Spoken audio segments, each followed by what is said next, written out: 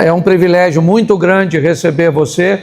Para mim, como pastor dessa igreja, é um privilégio grande, mas também para mim, como professor da Escola de Negócios, pertencente ao Ministério de Empresários, receber você como o nosso convidado. É uma honra muito grande poder ver o que esse ministério, o que esse trabalho tem feito e como ele tem ajudado muitas pessoas a serem direcionadas, a serem inspiradas a conduzir seus negócios para um outro nível. Bom, eu quero começar dizendo algo muito simples e que precisa ficar muito claro para você. O propósito central da Bíblia, ou seja, a sua prioridade, não é enriquecer ninguém. Isso tem que ser claro para todos nós. A Bíblia não é um livro que tem por tema central, que tem por propósito o enriquecimento, certo? Fazer com que pessoas ganhem dinheiro. Se nós fizermos isso, nós vamos caminhar por uma extremidade, uma teologia de prosperidade, e esse não é o nosso caso. Então eu preciso deixar claro a você que, como tema central, como objetivo central, certo? A Bíblia não tem o interesse, né, como prioridade enriquecer pessoas. Então, qual é o propósito central e principal da Bíblia? O propósito principal, central, sua prioridade é aproximar as pessoas de Deus. É fazer com que essas pessoas alcancem a salvação através de Cristo Jesus. Porém, o nosso Ministério de Empresário faz um ambiente de convergência, onde a estrutura é Deus, você e seu negócio. Quem vem participar do Sempre, certo? Vai receber instruções que vai fazer com que você entenda ou esse tripé, essa estrutura que tem Deus, tem você e tem o seu negócio. Mas nós precisamos mostrar a você de forma clara e objetiva que a Bíblia tem como propósito central a salvação do ser humano e não o ganhar dinheiro. Ok? Tá claro isso para todo mundo? Porque senão eu fui lá na igreja do pastor Cláudio, nossa, eles têm um trabalho, certo? Usando a Bíblia para enriquecer as pessoas. Meu Deus, que escândalo! Então, por favor, não é nada disso. Tá certo? Agora, porém, Deus não está alheio à vida próspera de alguns. Deus não está alheio, não está aquém, certo? De uma vida próspera para algumas pessoas. Então eu também preciso que você entenda que se a Bíblia diz os pobres sempre terei convosco, é porque pobres sempre vai existir. Mas eu peguei esse texto e li, olha só como é que eu li. Os pobres, Cláudio, você sempre terá com você. Então isso me passou uma mensagem extraordinária. O pobre não sou eu. Certo? Ele vai estar perto de mim. Ele vai estar comigo, mas não sou eu. Isso já me ajudou bastante. Tá certo? Então Deus não tem nenhum problema com crescimento, com expansão, com enriquecimento, certo? Com empreendedores, com homens de negócios, com pessoas que conseguem enxergar números, certo? E avanço com uma expressividade diferente. Vamos lá, Lucas, vamos pegar alguns textos que são bem legais para a gente entender isso. Bom, o que adianta o homem ganhar o mundo inteiro e perder a sua? Já ouviu isso? Sim ou não? E o que esse texto quer dizer? Que o homem não pode ganhar de... Olha só, o que adianta, tá certo? Você ganhar o mundo inteiro e perder a sua...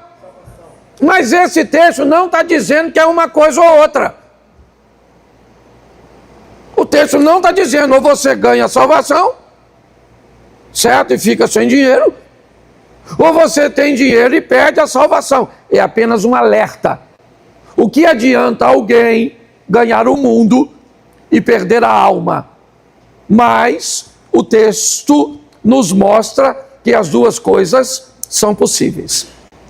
Ela vai ser questionada em Lucas 18. Jovem rico, ok?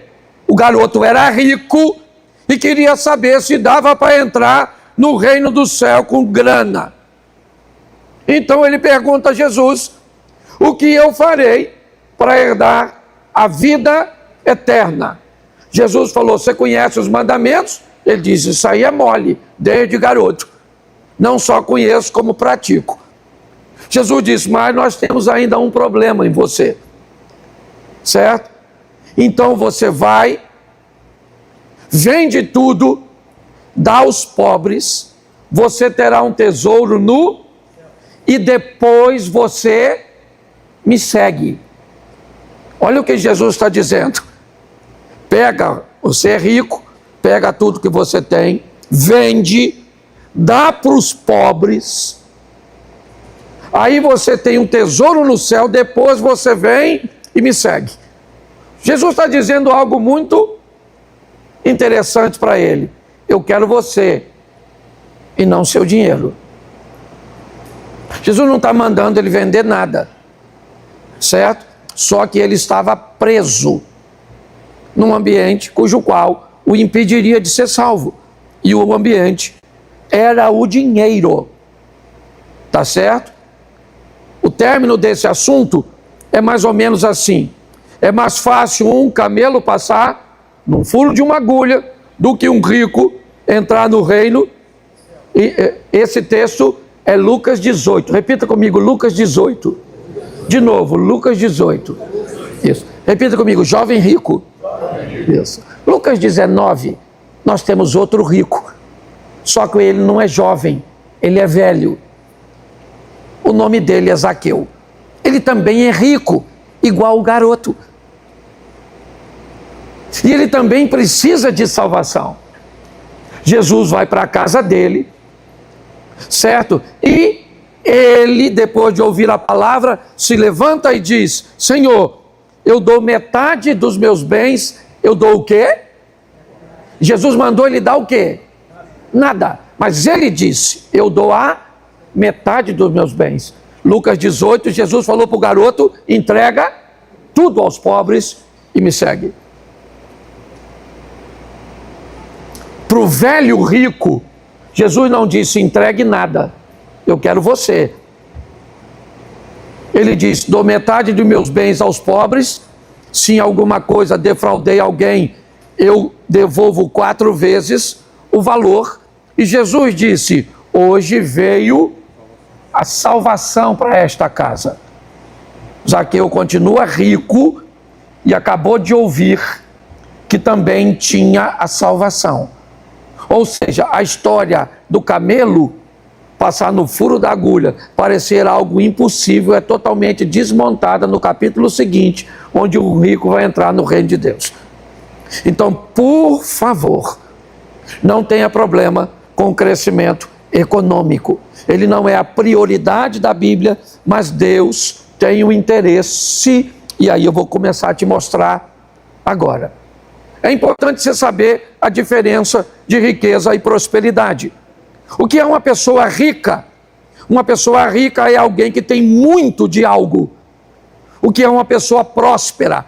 É alguém que tem mais que o suficiente, certo? Das coisas fundamentais para ser feliz. O rico tem muito normalmente de uma coisa só, duas, certo? Ou tem muito de coisas insignificantes. O próspero, ele tem mais do que o suficiente de coisas ou das coisas fundamentais.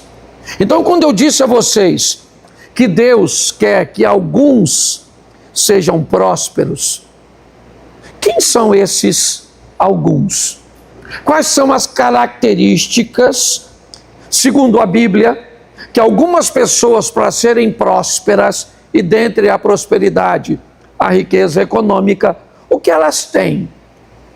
Se formos observar a vida das pessoas prósperas, vamos encontrar algumas coisas nelas. E eu separei aqui 4. Dá para colocar no telão para mim? Então coloca, por favor, 2 Tessalonicenses 3:10.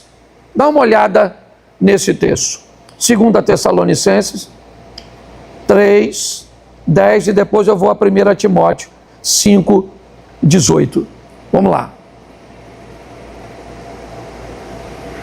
Porque quando ainda estávamos convosco, vos mandamos isso, que se alguém não quiser trabalhar, não coma também. Se alguém não quiser trabalhar, não coma. Olha só. O que esse texto me expõe é uma coisa muito simples. Se uma pessoa que não trabalha, segundo a Bíblia, não deve nem comer, quanto mais prosperar, quanto mais expandir. Normalmente, as pessoas que vencem são as que mais trabalham. Se o trabalho é físico, se ele é intelectual ou se ele é conectivo, porque tem gente que vai trabalhar fisicamente, vai trabalhar pra caramba, tá certo? Pastor, mas eu conheço gente que trabalha pra caramba e não ganha dinheiro. Lógico, está trabalhando na coisa errada. Que história é essa? Muitos trabalhos ou muitos ambientes cujos quais não lhe rendem frutos, cujos quais você quer alcançar, eles são ambientes que deveriam ser passageiros para você.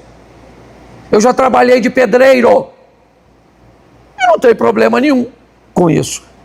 Eu já trabalhei de balconista, eu já trabalhei de motorista, eu já trabalhei de muita coisa que não me deu dinheiro a não ser para minha subsistência. E eu entendia perfeitamente que eram trabalhos, empregos extremamente honrados, mas que eram ambientes transitórios na minha vida. Não era meu destino, certo? Mas fazia parte de meu percurso. Então, trabalho, tá certo?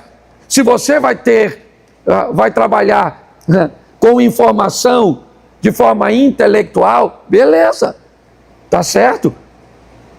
Talvez esse capital, eu vou te mostrar isso mais à frente, talvez isso seja mais interessante. Eu conheço gente que trabalha conectando. Ele pega alguém que tem algo aqui, que outra pessoa precisa ali, e ele mantém uma conexão entre o que tem e o que precisa, e ele fica rico conectando pessoas, certo? Diga para mim, quantos carros tem Uber? Pare e pense, certo? Então, é importante as pessoas entenderem. Eu gosto desse segundo texto. Coloca 1 Timóteo 5,18, ainda falando de trabalho, só para você entender. Porque diz a Escritura, não ligarás a boca do boi que debulha, e digno é o obreiro do seu salário. Você sabe o que está escrito aí? Quando o indivíduo, olha, isso é uma lei, certo? Isso é uma orientação dada já no Antigo Testamento. Aqui nós vemos Timóteo fazendo uso. Mas olha só, quando o boi estava trabalhando, debulhando o trigo, milho e outras coisas, certo? O texto diz: não amarre a boca desse boi. Porque muitos amarravam a boca do boi quando ele estava trabalhando. Para quê? Para que ele não comesse. Mas o texto está dizendo: digno é o trabalhador do seu salário. Então deixa eu te falar, biblicamente, prosperidade não é para preguiçoso. Entendeu? E quanto mais rápido você fizer o que precisa, mais rápido você vai poder fazer o que você quer. Hoje eu posso fazer mais o que eu quero do que o que eu preciso. Mas já houve tempo que eu tinha que fazer mais o que precisava do que eu queria. Falando de casamento agora, rapidinho. Eu não me casei com a mulher que eu queria. Eu me casei com a mulher que eu precisava. E por eu me casar com a mulher que eu precisava, eu cheguei onde eu cheguei, porque eu não chegaria onde eu estou com a mulher que eu queria. Ela casou com o outro e eu sei onde o outro foi.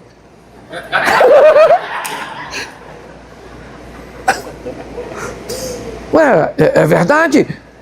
Tá certo? Então é muito importante nós entendermos: pessoas que prosperam são pessoas trabalhadoras, a nível de regras. Você vai ter um grupinho bem pequeno de pessoas, certo? Que enriqueceram, certo? Que alcançaram lugares de relevância, porque receberam herança, mas isso não faz parte da nossa vida. Isso é exceção, não é regra. Então, aqueles que prosperam são pessoas trabalhadoras. Já que eu estou na igreja, posso ouvir um amém? Pergunta para quem está do seu lado: você é trabalhador? Isso. Não pergunta se ele gosta de trabalhar.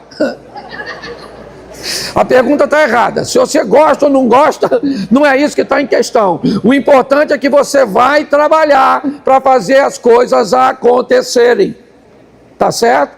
Então, o primeiro ponto é trabalho.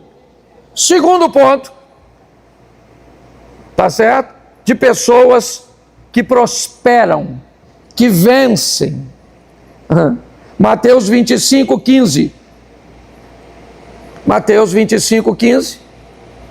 Coloque aí, por favor. A um deu 5 talentos, e a outro 2, e a outro 1.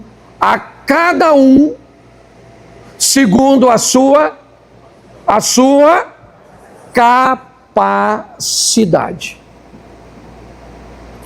Tá certo? Eu preciso saber se eu sou capaz de fazer dar certo. Entender a minha capacidade. Isso é importantíssimo. O texto diz ali, e usando uma figura, certo? De um indivíduo, mas na verdade representando Deus, dizendo: a um deu 5, a outro deu 2 e a outro deu 1, segundo a sua capacidade.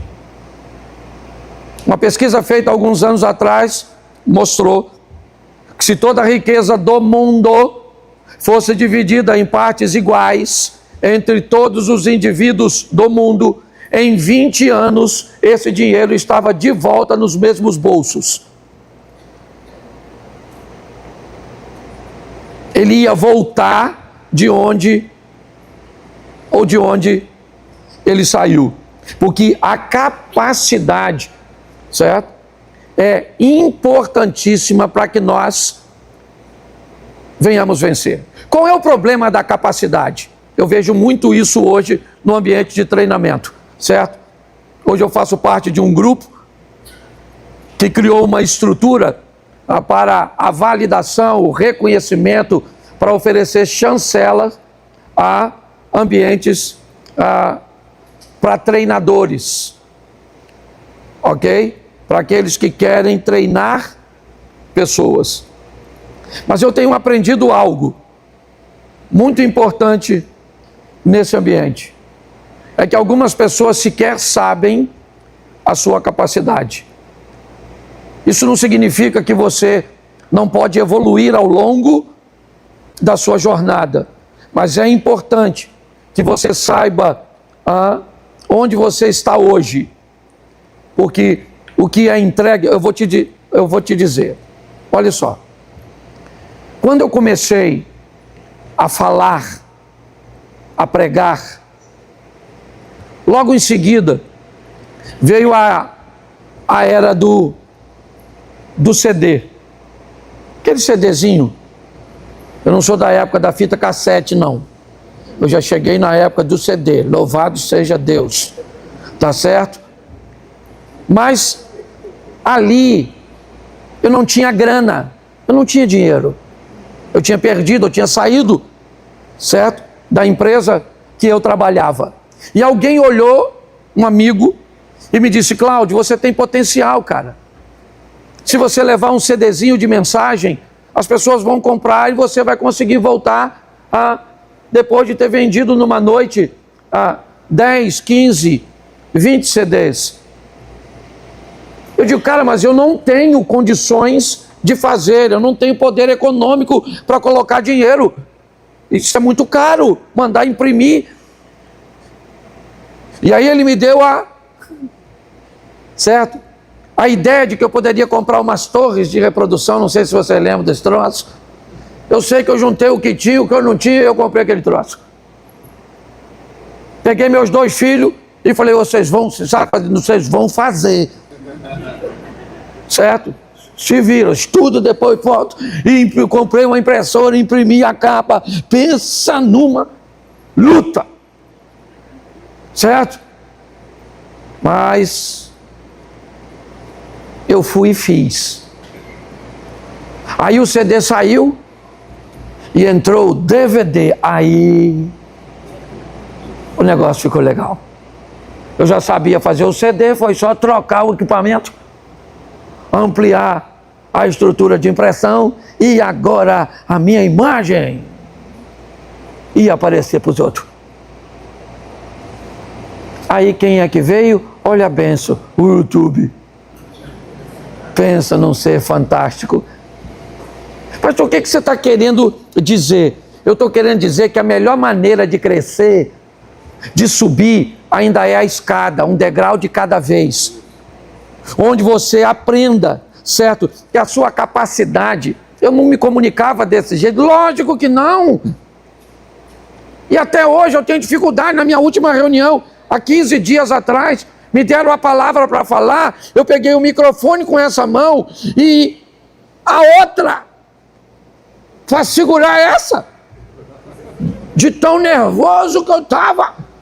Eu não sei nem quantos bilionários tinha na reunião, certo? E sabe o que é mais engraçado? Ele estava me olhando como se eu tivesse dinheiro pra caramba.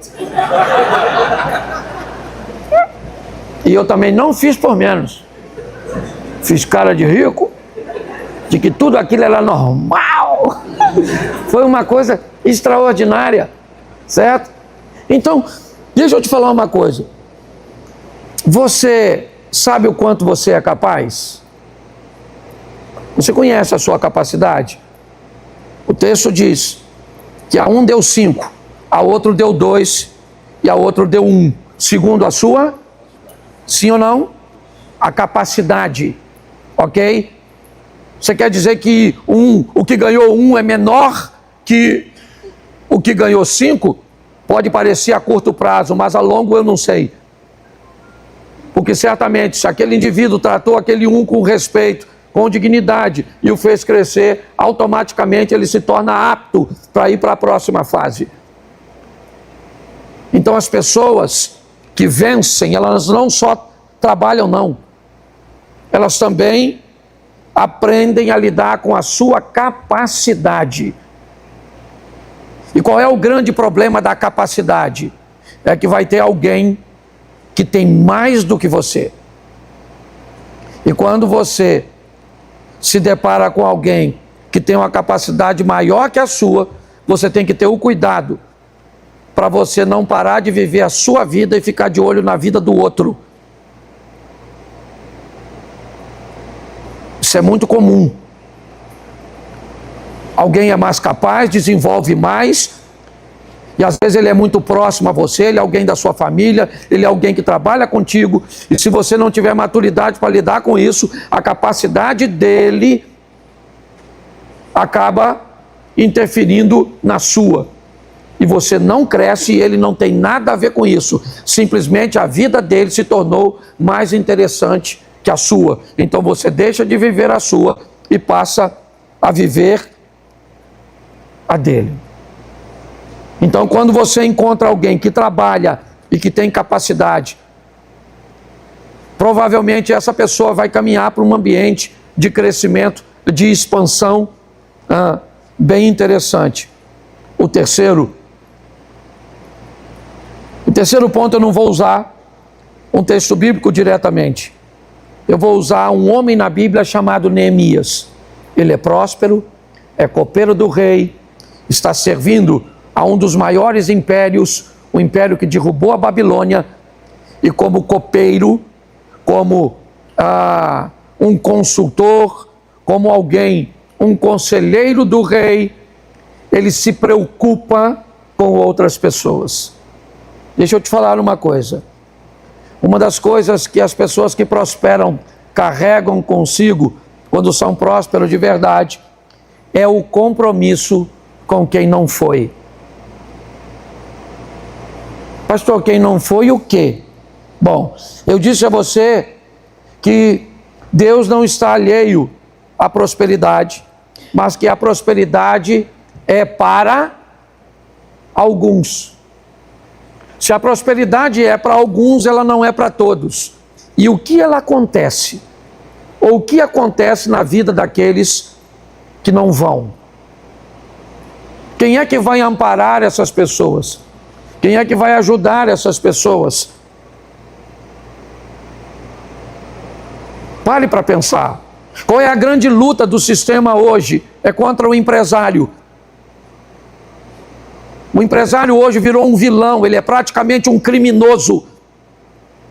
Porque deixa eu te explicar uma coisa que o mundo está enfrentando. Hoje, o pobre não quer mais ficar rico. Chega! O pobre já descobriu que para sustentar o que você tem dá muito trabalho, tem que acordar muito cedo, é muita gente para pagar, é muito imposto, você tem que estar de olho em muita coisa, certo? É uma disputa de mercado desleal. O pobre quer isso? Não, o pobre quer o quê? Dinheiro. Mas se for para ter dinheiro e ter tanto aborrecimento, o pobre já chegou à conclusão que não está mais a fim de ficar rico. E o que é que o pobre quer? Que o rico fique pobre. Porque vai dar na mesma coisa. Eu não preciso subir, desde que você desça. E essa é a questão. Prosperar não é só enriquecer. Esse grupo de empreendedores são empreendedores que eles trabalham pra caramba, são muito capazes, certo? Eles entendem o compromisso que eles têm com quem não foi para o mesmo nível deles, mas precisa ir, ok? Ou sair do ambiente, né, que está para ir para um ambiente melhor. E por último, aqui tem um grupo bem pequeno de empresários que descobriram o valor de se investir no reino de Deus. Isso aí, se você vai entender ou não, eu sei que se só alguns prosperam porque trabalham, porque são capazes e porque beneficiam os outros, dentre esse grupo, se eu tivesse de pegar 10 pessoas que chegam nesse nível, eu diria que apenas 3 conseguem chegar no 4. Ou seja, de 10, só 3 conseguem, certo? Ter esse coração de investir no reino. E eu estou usando a Bíblia e olha, seu dinheiro é seu dinheiro. Eu vou falar isso para vocês agora, Tá certo? Estão filmando, irmão? Está transmitindo isso? Não, né? Tá certo. Então eu só estou mostrando a você onde algumas pessoas conseguem chegar. E se você tiver a fim de chegar, eu estou te dando um endereço. Você está entendendo? Você pode chegar nesse ambiente. Isso é bíblico. Deus abre portas na terra, janelas nos céus. Então, 4 coisas. A primeira é trabalho. A segunda é capacitação. A terceira é entender o compromisso com quem não foi. É empregar pessoas. Não estou dizendo para você dar dinheiro para as pessoas, não. É empregar essas pessoas. É de alguma forma criar uma estrutura, um negócio que leve pessoas a ter uma vida melhor do que elas têm por causa de você e daquilo que você faz. Tá certo? Independente do tamanho. Você pode ter um funcionário, pode ter 2, pode ter 5, pode ter 100, pode ter 200, certo? Mas é importante que o que você está fazendo está levando outras pessoas, tá certo? E investir na expansão do reino de Deus, essa é uma categoria das que poucos podem alcançar, tá certo? Agora, coisas que devemos respeitar. Vou ficar aqui para não passar do horário. Coisas que devemos respeitar nessa jornada. Primeira, só o início de Zacarias 4:10. Só quero a primeira parte porque ela está num outro contexto. Então, se lermos tudo, tá certo? Porque quem despreza o dia das pequenas coisas? A Bíblia dá um alerta muito importante para nós. Os pequenos começos, como as coisas começaram. A maioria das pessoas que hoje você vê bem à frente de você, elas não começaram lá. Muitas delas começaram, às vezes, com muito menos recurso que o seu. Então, cuidado para não olhar o momento de alguém e entender que aquilo é sua história. Momento é o que a pessoa está vivendo hoje. Mas como começou? Pastor, começou lá na garagem da minha casa. Pastor, começou, eu não tinha nada. Começou, eu vi uma vez a Aline narrando, a esposa do Diogo, como é que começou? Eu atendia aqui, eu fazia isso, eu fazia aquilo, eu fazia aquilo outro. Eu lembro, certo, como alguns aqui começaram, mas eu sei como também eu comecei. Não tem... Uma vez eu fui convidado para pregar em Londres. Nessa conferência também estava o pastor Silas Malafaia. Foi a minha primeira viagem à Europa. E eu fiquei todo animado, obviamente. Tá certo? E compraram a minha passagem. Eu fui de classe econômica. E o pastor Silas foi de classe executiva. Quando eu cheguei lá, tinha 2 carros para nos buscar. E o dele era bem diferente do meu. Quando nós fomos almoçar, eu não sei o restaurante que ele almoçou, mas não foi no mesmo que eu fui. O hotel que ele ficou não foi o mesmo que eu fiquei. Qual era a diferença entre eu e o Silas Malafaia? Eu estou usando o Silas porque é meu amigo, eu posso... Qual é a diferença entre eu e ele? A estrada, o tempo que ele tinha, a história que ele tinha. Ele estava muito à frente da minha história. Tá certo? Eu continuei andando, certo? E já viajei de novo com ele, de classe executiva. Comemos no mesmo restaurante, deitadinho, irmão. Louvado seja Deus. Você dava até para tomar um vinho escondido, não é verdade? Ok? Tá certo? Mas você consegue entender os pequenos começos. Isso é muito importante. Por que você fala, você ouve a Bíblia dizer, ou lê, certo? Fiel no pouco, no muito te colocarei. Porque a questão ali não é muito nem pouco, é só ser fiel. É fidelidade o assunto. Então eu não posso desprezar o ambiente de pequenas ou quando as coisas começaram. Talvez hoje você está aqui numa reunião de empreendedor e você fala assim, Senhor, ele nem sabe que eu não tenho nada. Vocês perguntar, ou vai acabar, eu vou embora para não passar vergonha, porque... entendeu? Se eu disser que não tem nada, porque o pobre é o maior barato, você pode notar. Vem a chuva, vem a enchente, ele perde tudo. Mas ele não tinha nada. Então, é o seu momento, querido, não despreze isso não. Se você tem coragem de vir num ambiente desse, é porque você sabe seu potencial e que Deus te abençoe por isso. Amém? Certo? Olha para quem está do seu lado e diga, cuidado comigo, que amanhã você pode ser meu funcionário.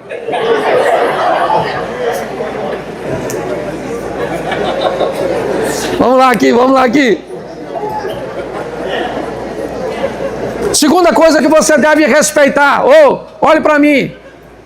Respeite o seu capital. Qual é o seu capital? Com que você vai entrar nisso? Seu capital é dinheiro? Então tá jóia. Qual é o seu capital? É conhecimento? Às vezes você não tem dinheiro. Hoje eu conversei com um rapaz e ele me disse que ele tinha conhecimento numa área. E ele trabalhou para algumas pessoas. Até que surgiu a oportunidade. Ele chamou um dos indivíduos e disse, cara, monta um negócio comigo. O cara disse, mas eu não sei nada sobre esse assunto. Ele disse, mas todo mundo me chama de professor. Porque eu tenho conhecimento, mas eu não tenho dinheiro e pronto. Hoje, ele tem uma estrutura, certo? E avançou demais.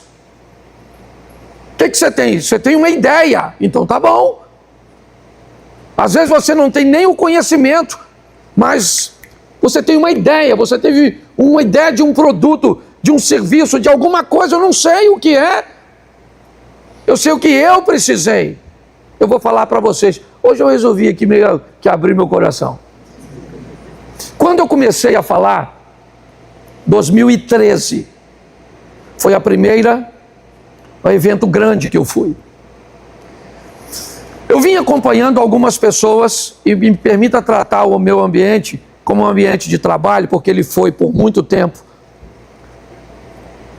E eu descobri que tinha 3 caras que falavam de casamento e de família. Um estava encerrando sua carreira, Jaime Kemp. Os outros 2 estavam no auge, Silmar Coelho e Josué Gonçalves. O que eles traziam consigo? Um produto para a família, para casamento. Produto extraordinário. O discurso, os livros, o material.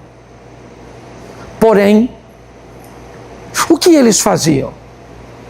Eles traziam consigo a história e a visão do casamento perfeito. Certo? Suas esposas eram o modelo.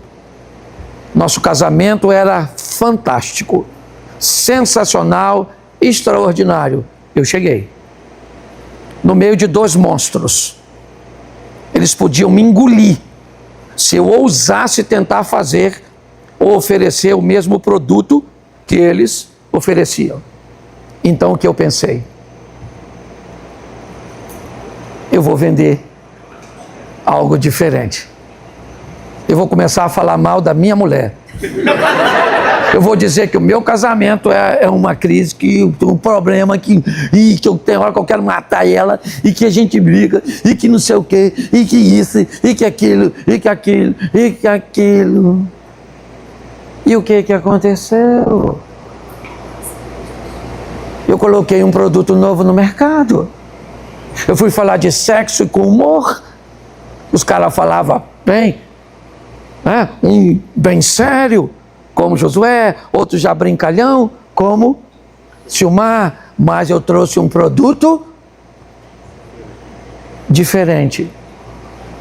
E quando o mercado, né, se deparou com esse produto, ele foi tão bem aceito que eu saí do ambiente evangélico para o ambiente secular.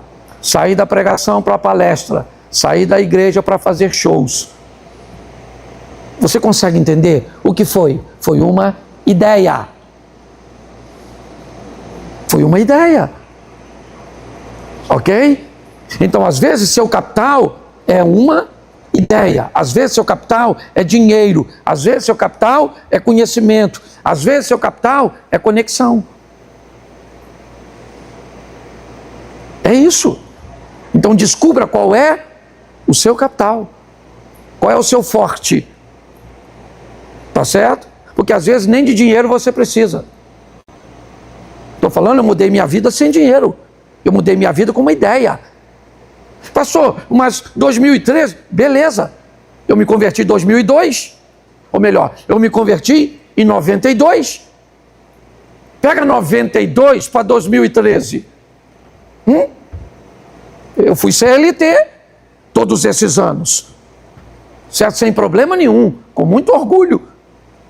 Tá certo? Mas uma ideia mudou a minha vida. Certo? E hoje, o que acontece? Eu tenho uma estrutura econômica, graças a Deus ainda tenho ideias, ok? Conhecimento e conexão. Agora preste atenção nisso agora, porque isso derruba muita gente ao longo da sua caminhada. Só mais 2 pontos. Lucas 14, 28. E depois o 31. Dá uma olhada nisso aí. Qual de vós, quem de vocês, que querendo edificar uma torre, não se senta primeiro para fazer as contas dos gastos, para ver se tem com que acabar? Verso 31. Ou qual é o rei que, indo à guerra pelejar contra outro rei, não se assenta primeiro a tomar conselho sobre se com 10 mil pode sair ao encontro do que vem contra ele com 20 mil. Planejamento. A maioria das pessoas dá com um burro na água porque não planeja. Nós temos uma igreja a 1 quilômetro e pouco daqui, certo? Quem caminha aqui sabe, eu nunca precisei dar uma palavra mais enfática sobre dinheiro nessa igreja. Nunca. Porque nós demos uma arrancada quando começamos a construir, porque eu fiquei aqui economizando durante 5 anos. Planejamento. Planejamento. Onde eu estou? Onde eu estive? Para onde eu estou querendo ir? Você faz as contas disso? Se você não planeja, a probabilidade de dar errado é muito grande.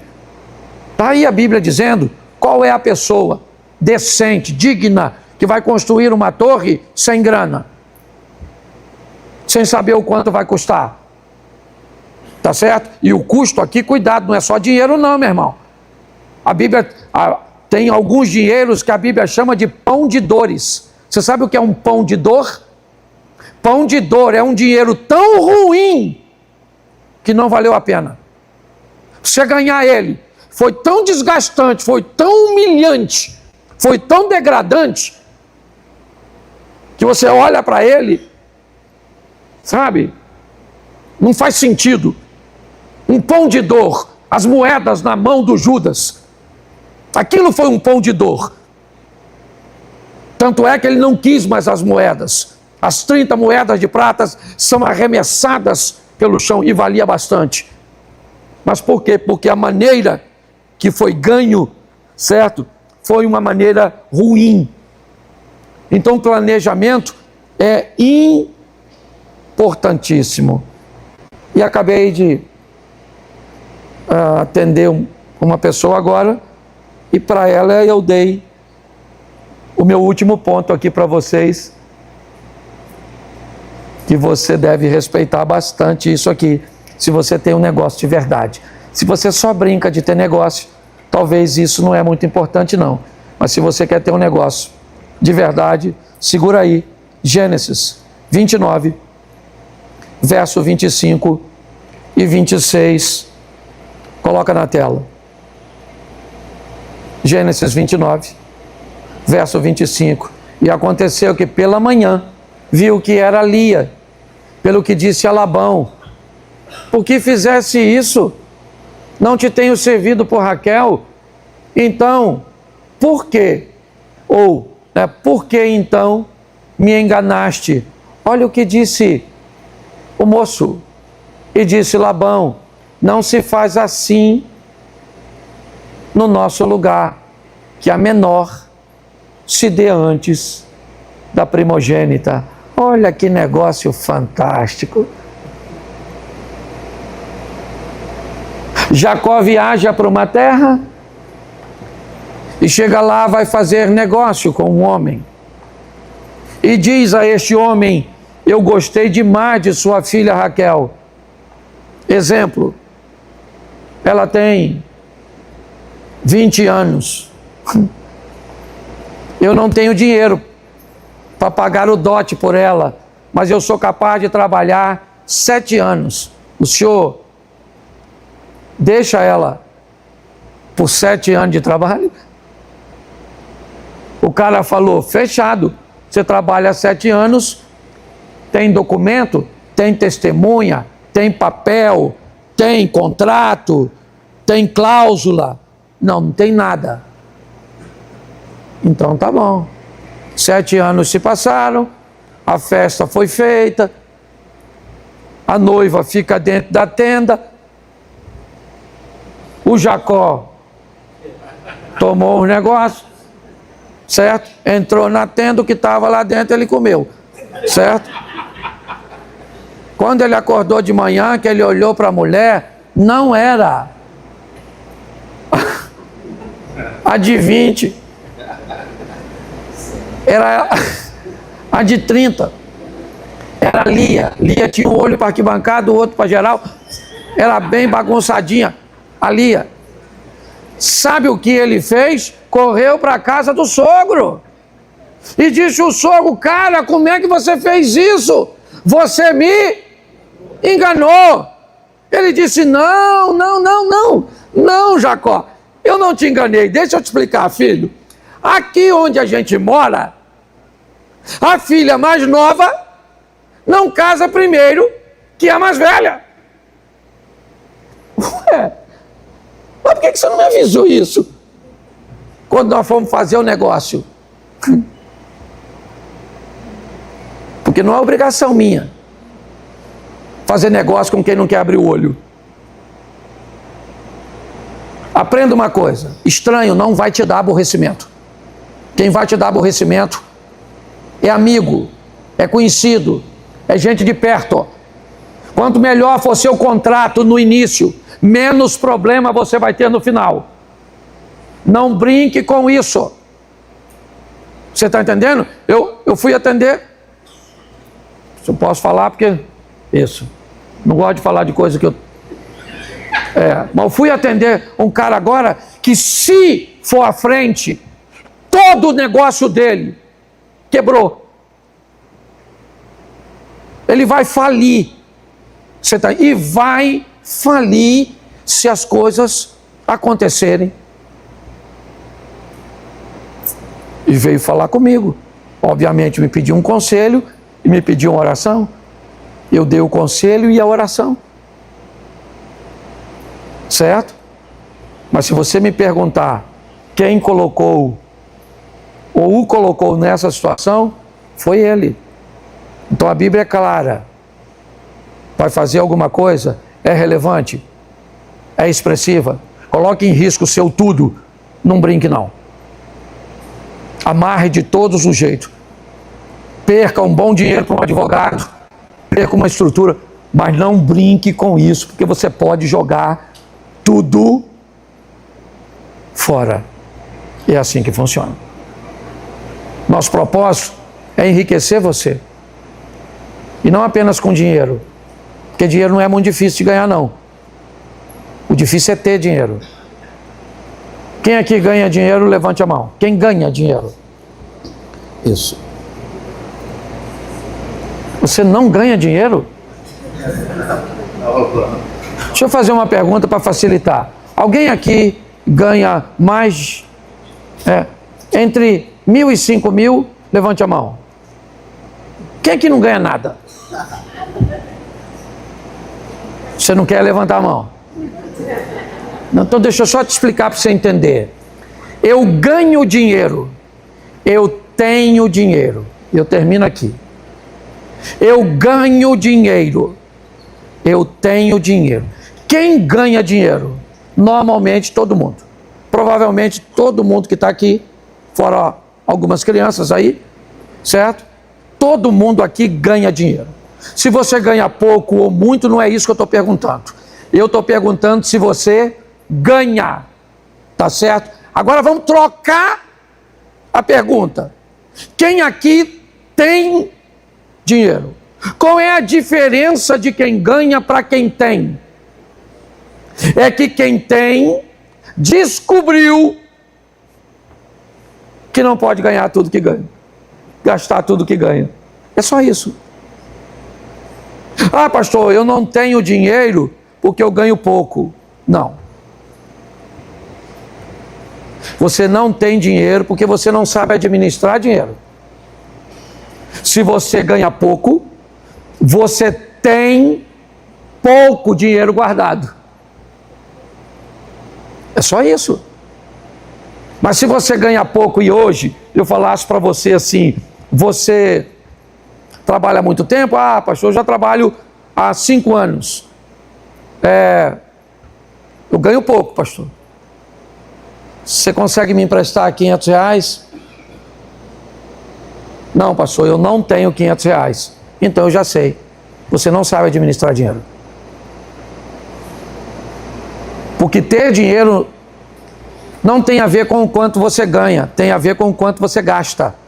É obviamente que quanto mais as pessoas ganham, se elas aprenderem a administrar, elas têm bastante dinheiro, porque ganham muito dinheiro. Mas se uma pessoa ganha dinheiro e não tem nada, ela é um péssimo administrador. E eu conheço gente que ganha muito dinheiro e também não tem nada, porque não tem a ver com quantidade. Então pare e pense, olhe para você hoje e pense, o que eu tenho de dinheiro? Cara, pelo que eu ganho, eu tenho um dinheirinho significativo. É pouquinho, mas eu tenho R$1.500 guardado. Eu ganho um salário mínimo, tenho algumas despesas, mas eu consigo.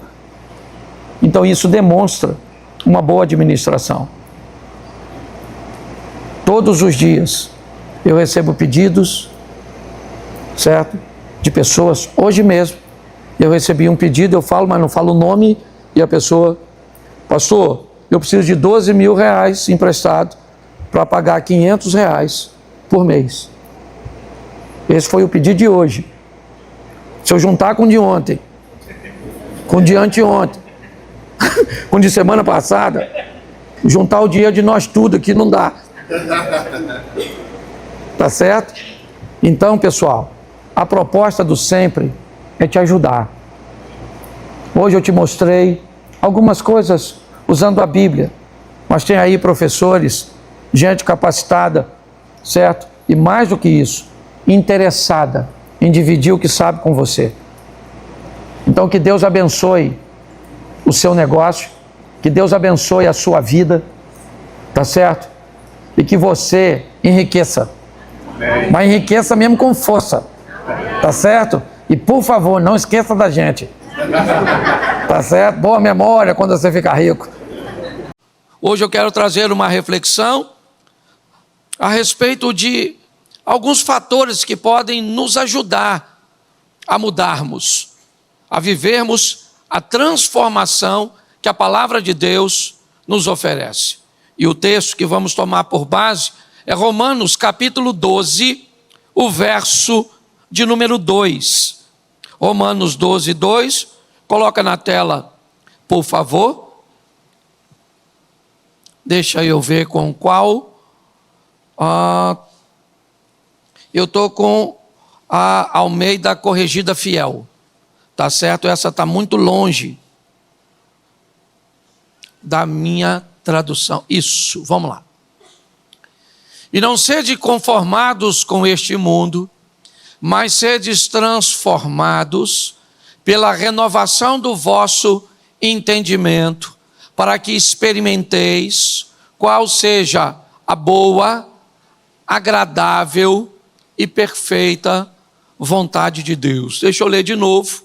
E não sedes conformados com este mundo, mas sede transformados pela renovação do vosso entendimento, para que experimenteis qual seja a boa, agradável e perfeita vontade de Deus. Feche os seus olhos. Senhor nosso Deus e Pai, continua falando conosco. Usa-me como um canal de bênção e não para acessar apenas os ouvidos, mas para acessar o coração, porque é de lá que saem as decisões, as saídas da vida, como diz a tua palavra. Por isso, usa-me, ó Deus, para que eu seja uma bênção para este povo nesta noite, em nome de Jesus. Você pode dizer amém? Isso. Bom, o tema central aqui é transformação. Sede transformados. Mas para que a transformação aconteça, eu destaquei 3 palavras nesse texto, que podem nos ajudar bastante a percorrer o caminho da mudança, o caminho da transformação. Nem sempre ela é imediata, instantânea, tá certo? Quando um bebê nasce, o que acontece? Você não vê nele traços do pecado ou da maldade. Você não vai ver, né, um bebê recém-nascido criando problemas a não ser chorar. Ele não vai mentir até uma certa idade, ele não vai desrespeitar até uma certa idade. Por quê? Porque ele leva um tempo para manifestar, certo? O agir e o mover do pecado na vida dele. É assim que funciona. Quando nós recebemos Jesus, aceitamos Jesus, é um processo inverso. Nós invertemos isso. Aqueles que nascem de novo, aqueles que recebem a oportunidade de viver agora uma vida com Deus, ele agora pode levar um tempo para manifestar a santidade, para conseguir romper com o pecado, para viver uma vida íntegra, correta, né? Agradável e perfeita aos olhos de Deus. Então, entender este caminho, que o caminho de lá para cá levou um tempo para que o pecado se manifestasse, porque éramos bebês, agora de forma contrária, a santidade também pode levar um tempo para que possamos crescer um pouco mais, amadurecer um pouco mais, ter um entendimento, certo? Deixarmos a infantilidade, a meninice, para que possamos manifestar, certo? Agora a santidade proposta por Deus. Então, nesse texto, eu separei 3 palavras. O texto diz: sede transformados. Tá certo? Mudem. Mas para que isso aconteça, 3 palavras estão nesse texto. E a primeira delas é conformados. Não sede conformados com este mundo. Se ao estar neste ambiente, eu me conformar com aquilo que está acontecendo, eu aceitar aquilo que está acontecendo, eu tomar aquilo que está acontecendo como natural, inevitavelmente, a transformação, ela não vai acontecer. Porque se eu me conformei, se eu me adaptei, se eu acreditei que as coisas são de fato daquele jeito, por conveniência, inevitavelmente o processo, ele estancou, ele parou, ele não vai continuar acontecendo. Não há nenhum nível de mudança ou de transformação para as pessoas cujas quais se conformaram com aquilo que estão ou que está acontecendo. E o que é que está acontecendo? Não vos conformeis com este mundo. Então vamos pegar um pouquinho o que a Bíblia nos expõe sobre isso. Vamos lá. Por que eu não devo me conformar com este mundo? João 15, verso 19, coloca na tela. João 15, 19. Isso hoje eu vou precisar que me ajude nisso aí, eu não passei, tá bom? Mas vamos lá. Se vós fosseis do mundo, o mundo amaria o que era seu. Mas porque não sois do mundo, antes eu vos escolhi do mundo, por isso é que o mundo vos odeia. Preste atenção, porque que eu não devo me conformar com o mundo. Porque esse texto de João, dito por Jesus, ele nos diz que nós não somos deste mundo. Se nós pertencêssemos a esse sistema, ok? É obviamente que as pessoas nos amariam. Por que é que você acha que muitas pessoas, mesmo em oposição ao sistema, preferem irem a favor dele? Tem muita gente, eu, por exemplo, há um tempo atrás fui num lugar onde tem um ator famosérrimo que faz propaganda, ok? E apologia a ser vegetariano e vegano. Estava num churrasco com os amigos, comendo um churrasco, tranquilão, mas publicamente ele se manifesta como vegano, certo? Como vegetariano. Mas qual é a questão? Ele não quer ter um embate com o mundo, ele quer ser amado pelo sistema. Então Jesus está dizendo: vós não sois deste mundo, tá certo? Se nós pertencêssemos a este mundo nos amaria. Mas antes, nós estamos no mundo, mas não pertencemos a ele, ok? Jesus disse: eu vos escolhi onde? Neste mundo. E vocês têm a noção de que não pertencem a ele, mas estão nele. E como você e eu estamos num lugar onde nós não somos pertencentes, inevitavelmente nós vamos contra o sistema. E aí nós enfrentamos um problema: o ódio. Ele levou muito tempo para se manifestar do jeito que se manifesta hoje, de uma forma explícita. Essa é a verdade.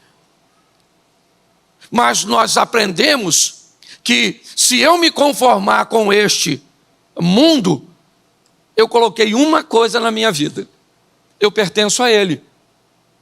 Por isso que algumas pessoas parecem até radicais quando dizem assim: olha, se este mundo te vê com bons olhos, provavelmente é porque você pertence a ele. A única forma deste mundo, desse sistema, se agradar de você é descobrir que você faz parte dele. Em qualquer momento, se for notado que você não faz parte deste mundo, este mundo não tem nenhuma obrigação de gostar de você, de te amar, de te respeitar, de ser educado com você, de ser respeitoso com você. Acabou. o tempo de eu te respeito, você me respeita, já era. Não é assim que funciona mais. O que funciona é, você faz parte do nosso mundo? Então beleza, se você faz parte do nosso mundo, nós amamos vocês, nós protegemos vocês, certo? Mas se você não faz parte deste mundo, então o que você está fazendo aqui? Nós precisamos entender isso. Para mudarmos, nós vamos ter que encarar o ódio, a pressão das pessoas, quando elas descobrirem lá no seu trabalho que você não faz parte deste mundo. Quando elas descobrirem na sua universidade que você não faz parte deste mundo. Quando elas descobrirem, certo, que você não pertence ao sistema. Você não pode ser politicamente correto, você não pode ser a favor, você não pode ficar em cima do muro. Então Jesus disse, se você quer transformação, não dá para se conformar com o mundo. 1 João capítulo 5, verso 19, coloca na tela o segundo texto. 1 João capítulo 5, verso 19. Isso. Sabemos que somos de Deus e que todo mundo está no maligno. Somos de Deus, mas o ambiente cujo qual nós estamos está sob a influência. O mundo não é do diabo. O diabo não tem nada, ele vai ser destruído. Mas a influência é do maligno. E se nós não somos, certo? Ou somos de Deus, inevitavelmente nós vamos ter problema com o mundo. Ou então vamos nos adaptar a ele. E se nos adaptarmos, não interessa onde estamos. Está assim de gente que se adaptou ao mundo, mas frequenta a igreja. Então ele não tem nenhum tipo de transformação.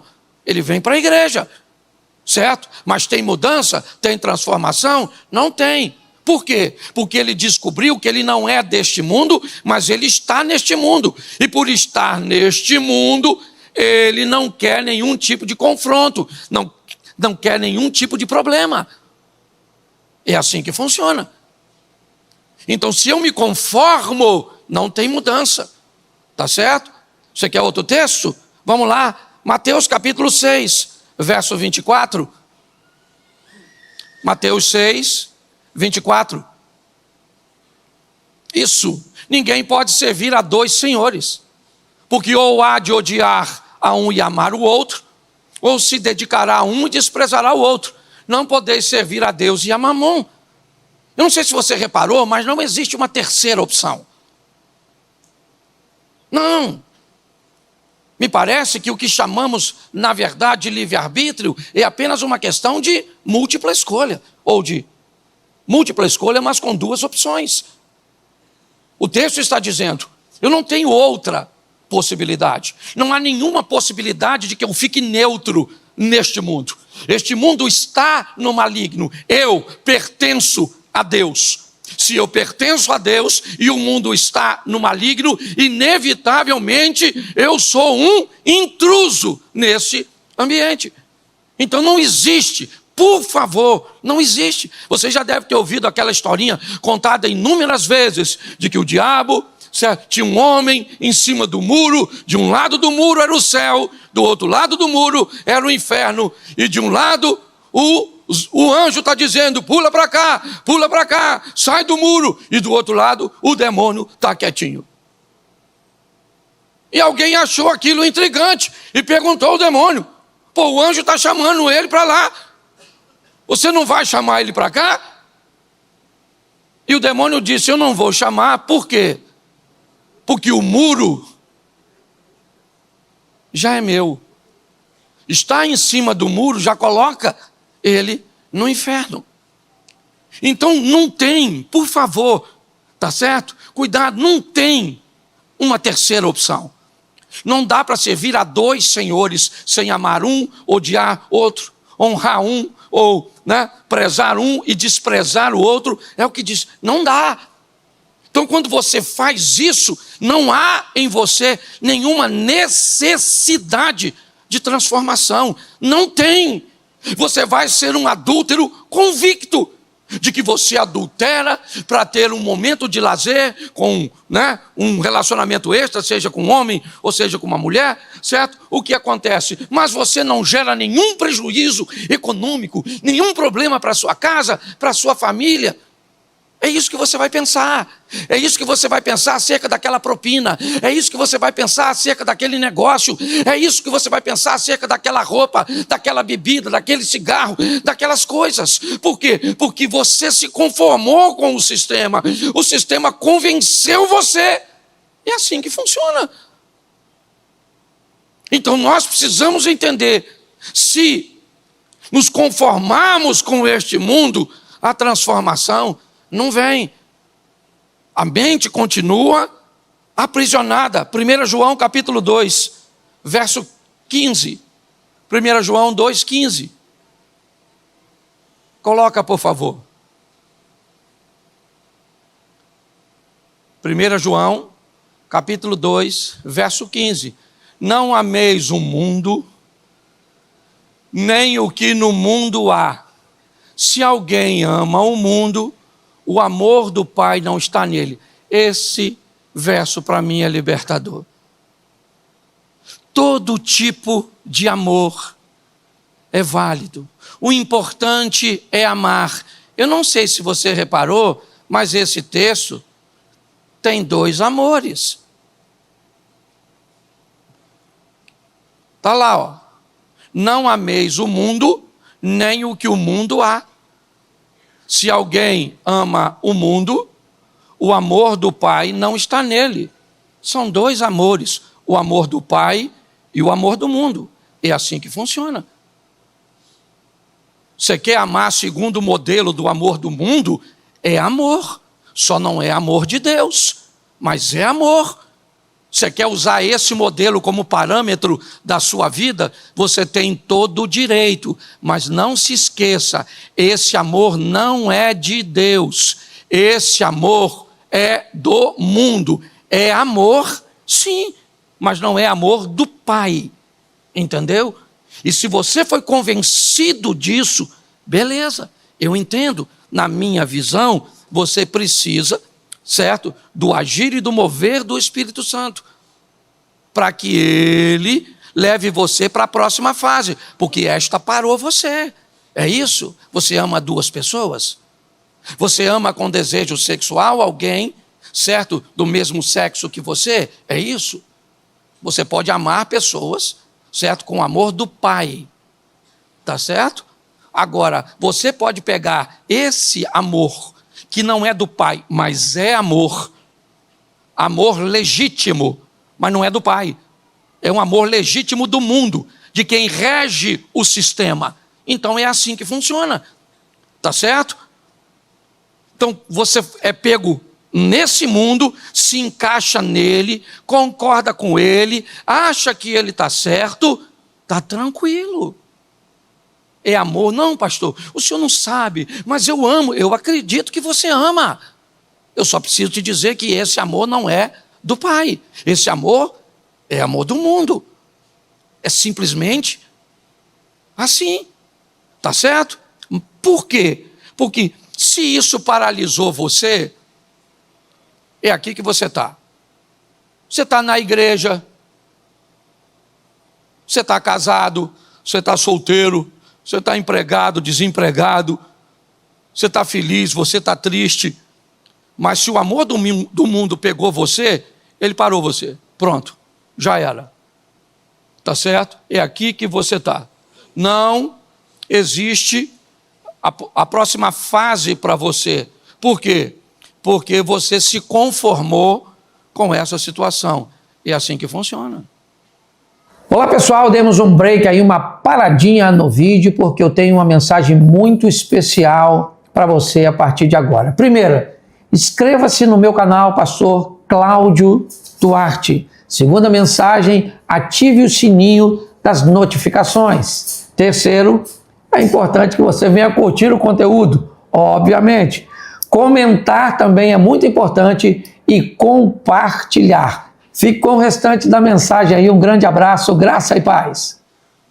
Mas se você não se conformou, bom, isso pode levar você ao próximo passo desse texto. Volta para mim, por favor, Romanos 12, 2. Coloca para ficar na tela aí, para que eles possam acompanhar. Vamos lá? Não sede conformados, então beleza. Eu e você já não somos conformados com este mundo. Então tá bom. Esse sistema para nós não serve, ok? Ele me gera prejuízo, é verdade, ele me gera desconforto, está em oposição, eu tenho que escutar coisas na internet, eu tenho que escutar brincadeiras, certo, no meu ambiente, eu tenho que lidar com uma série de fatores, mas eu já não estou conformado com esse mundo, pronto. Eu não quero brincadeira com esse assunto. Então qual é o próximo passo? A próxima palavra é renovação. Não sede conformados com este mundo, mas a transformação vai vir com a renovação mental. Conformidade aqui vai lidar com a mente anterior, ok? Estabelecendo para você a sua verdade. O humanismo ateísta. Deus sai, certo? E você então assume o governo da sua vida. É o homem no centro de sua própria vida. Ok? Qual é o problema disso? É que está assim de gente desse tipo em ambiente de confronto. Está cheio de gente vivendo esse estilo de vida, ouvindo a palavra de Deus todos os dias, todos os cultos, porém aprisionado no mundo. Amou o mundo e descobriu que era amor, e é amor mesmo, só não é o amor de Deus, e lá fica preso. Eu e você não, nós vamos para a próxima fase, e a próxima fase é renovação. Vamos colocar um texto aqui, João capítulo 3, verso 9 e verso 10. João 3, verso 9 e 10. Nicodemos respondeu e disse-lhe: como pode ser isso? Capítulo 3 de João. Havia entre os fariseus um homem chamado Nicodemos. E este foi ter de noite com Jesus e disse-lhe: Rabi, bem sabemos que és mestre vindo de Deus, porque ninguém faz esses sinais que tu fazes se Deus não for com ele. Disse-lhe Jesus: necessário vos é nascer de novo. Ele responde: mas como pode ser isso? Havia entre os fariseus um mestre chamado Nicodemos. O que Nicodemos tem? Uma mente aprisionada no sistema antigo. E o que ele recebe agora? Uma enxurrada de informações e de experiências. E ele está olhando. O mundo que ele pertence é o mundo dos fariseus. A turma das sinagogas estão dizendo que Jesus está fazendo tudo aquilo porque tem demônios. As pessoas querem prendê-lo, querem matá-lo, querem descredenciá-lo. Ele é um glutão, ele é um aproveitador, ele não é um homem de Deus, ele se senta com um pecador, ele conversa com mulheres sozinho. Jesus não é um modelo a ser seguido, é isso que eles estão tentando fazer. O ambiente é esse. Mas Nicodemos está olhando diferente. A cabeça de Nicodemos está funcionando diferente. Nicodemos está olhando e está dizendo: tem alguma coisa com esse cara. Tem alguma coisa diferente. Não é isso. Então Nicodemos rompe a barreira e vai procurar Jesus de noite. Ele não quer perder seu cargo na sinagoga. Ele não quer perder seus prestígios no meio, certo, daqueles homens. Então ele não vai de dia. Ele não quer que ninguém saiba que ele vai. Mas ele foi. E quando ele chega, Jesus diz algo para ele, que quando aquilo entra na mente dele, ele pergunta: como pode ser isso? Como? Como é que eu vou nascer de novo? Eu posso pegar e voltar para o ventre da minha mãe para nascer? Note que ele está tentando entender. É isso. A mente dele está recebendo uma nova informação. A nova informação não apaga a informação antiga. Não é assim que funciona. Não existe uma borracha para apagar. Não existe. A única forma de consertar é conseguir sobrepor uma nova informação sobre uma antiga, crendo nela e fazendo dela agora a sua inspiração. É isso. Se você olhar essa história como termina, parece que ela termina sem pé e sem cabeça. Por quê? Porque agora está se exigindo de Nicodemos uma renovação mental. E ela é muito diferente da que ele tinha antes. Então há um confronto. Capítulo 3. Capítulo 19, você vai ver Nicodemos de novo. Versículo 38, 39 e 40. Ele está no meio de uma reunião com homens importantíssimos de seu mundo, homens que não gostam de Jesus, que querem matá-lo, decidindo se o que Jesus está fazendo é certo ou errado. Olhe bem, capítulo 3, capítulo 19, 16 capítulos depois, volta a Bíblia a mostrar um Nicodemos,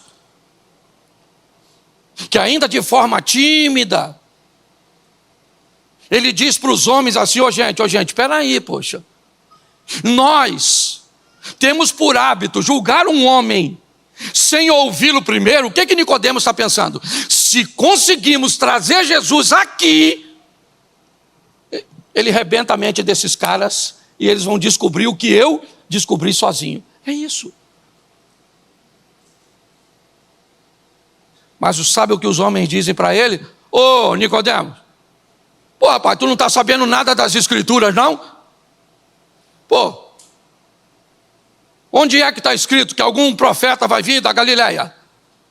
Que é isso, rapaz? Que história é essa? Que mestre é você? Nicodemos ficou quieto e foi embora. Ele não vai dizer para ninguém: eu encontrei com ele de noite, eu sei o que eu estou falando. Ele não vai fazer isso. A não ser lá no finalzinho. Eu não vou te precisar agora o texto. Eu lembro do versículo, mas não lembro do capítulo. Mas ainda no Evangelho de João, assim que Jesus morre, José de Arimateia, um senador da República, ele vai até Pôncio Pilatos pedir o corpo de Jesus, e com ele vai Nicodemos, de dia. Olhe bem, a mente desse cara agora foi renovada, mas ela levou um tempo. Ele mudou, mas ele levou um tempo para que a mudança acontecesse. Se nós nos conformarmos, criamos um bloqueio. Se não nos conformarmos, a transformação vai vir. A sua mente vai começar a fazer questionamentos. Você começa a não dormir, não tem paz. Qualquer negócio que não tiver a luz de Deus te incomoda, rouba a sua paz, dá a sensação a você que você não está fazendo algo correto. Não interessa. Um animal pode passar por você na rua e te dar uma direção. Essa é a verdade. Para renovar é desafiador. Vamos lá? Colossenses, capítulo 3, versos 6 e verso 7. Colossenses 3, versos 6 e 7. Coloca na tela, que fica fácil do povo ler comigo. Colossenses 3, versos 6 e 7.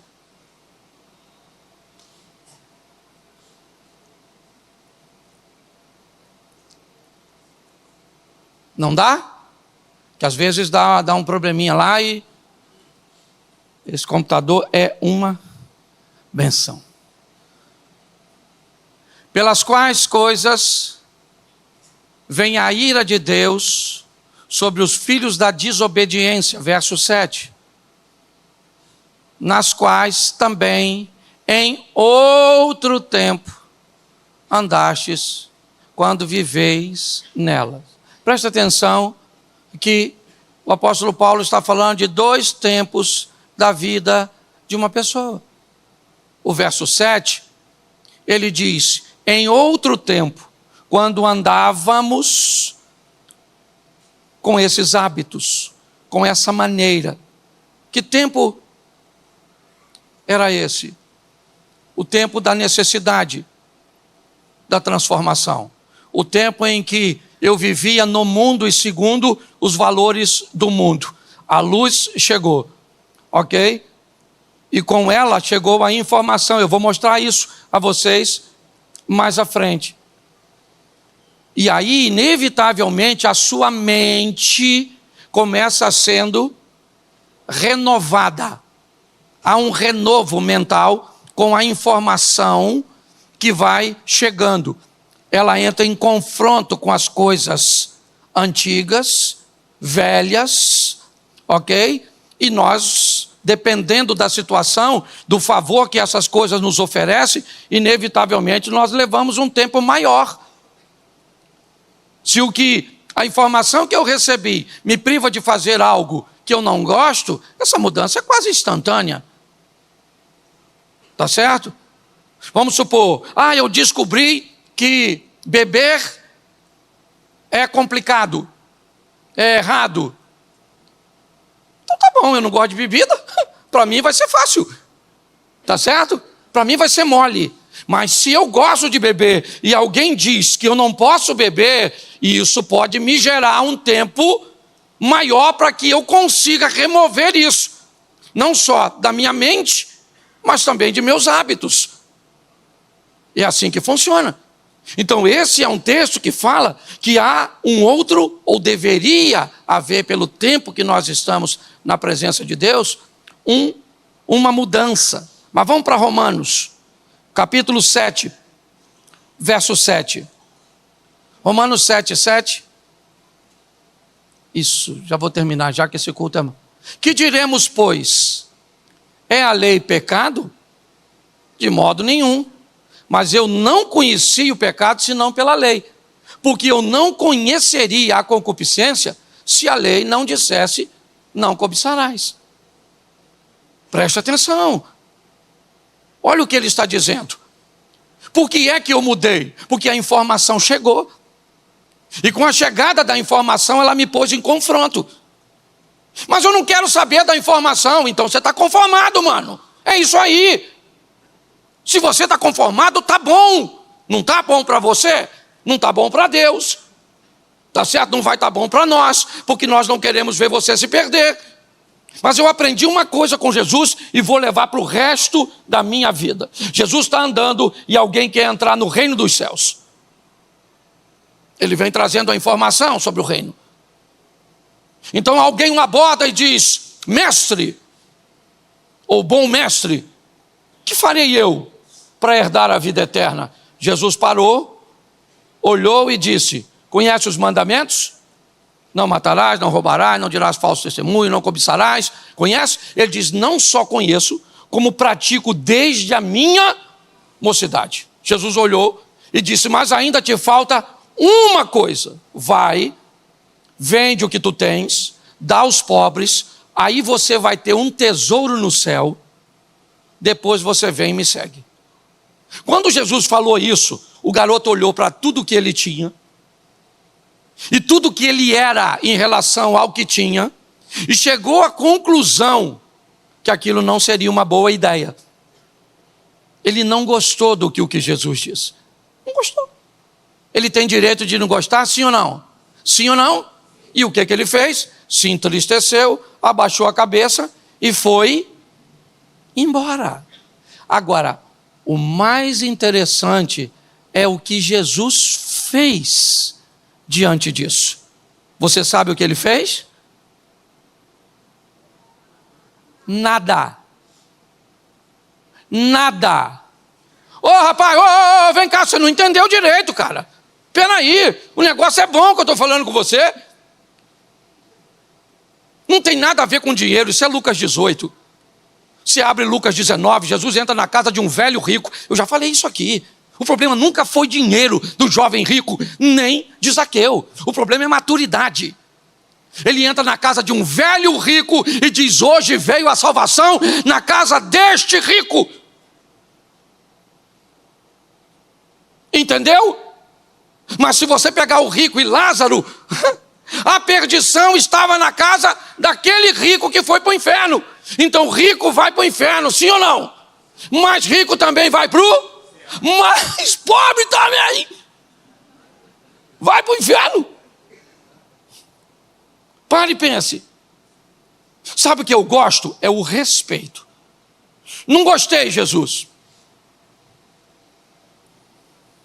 Eu não gostei, Jesus. Não gostei. Não gostou, não gostou. Não gostou é um direito que você tem de não gostar. Jesus não vai baixar a régua dele para as pessoas entrarem no reino de Deus. É assim que funciona. Nós temos que ter maturidade para entender isso. Então, você quer tornar a sua vida um pouquinho mais suave? Leva essa para casa. Aprenda a respeitar a decisão dos outros.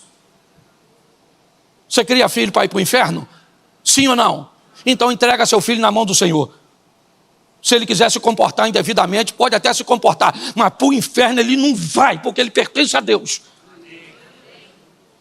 É assim que funciona. Entrega, mas respeite o direito das pessoas. Porque tem gente que parece que vem nesse mundo só para fazer besteira. É verdade. Então nós estamos diante de um texto que quando a verdade chega, inevitavelmente, ela nos expõe. Então vamos lá, porque eu não tenho muito tempo.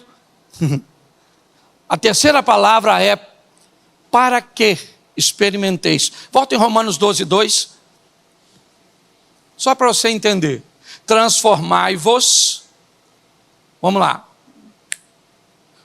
Não sede conformados com este mundo, mas sede transformados pela renovação do vosso entendimento. Para quê? Então, para que eu quero que o meu entendimento seja transformado? Como é que ele vai ser transformado? Pela renovação da mente. Se a renovação da mente não vier, é porque eu estou conformado. Então eu parei no primeiro, mas não, eu não parei lá. Não estou conformado. Então eu vim para um ambiente da renovação da mente. Com a renovação da mente eu vivo a transformação. Para que eu quero ser transformado?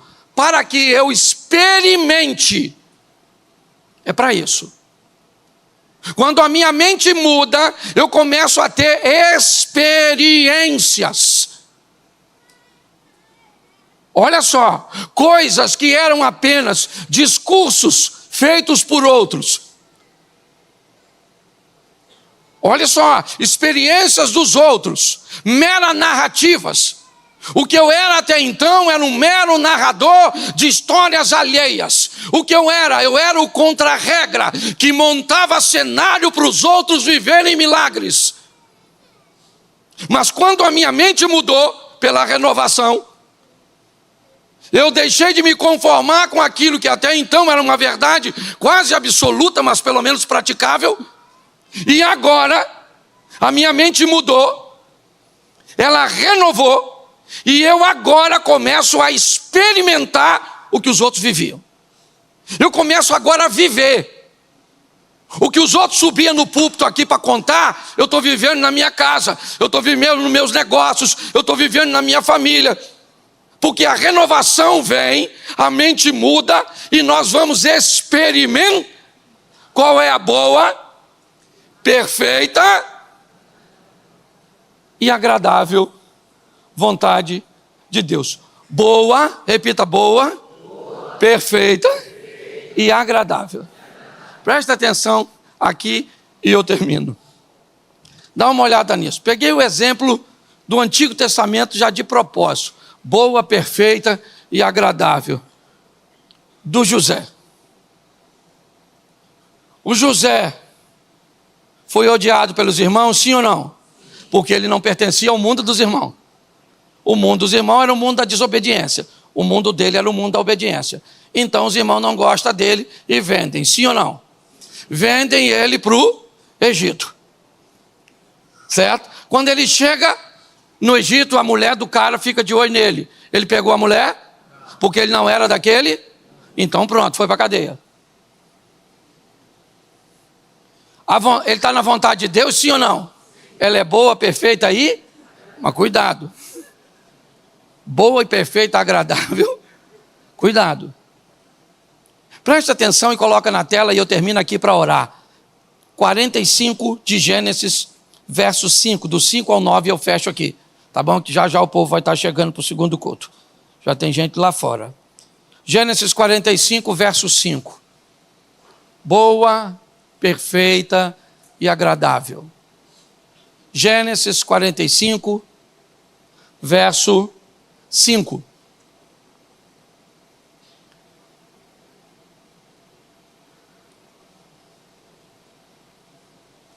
Vambora, vambora, vambora, vambora. Aleluia, Jesus.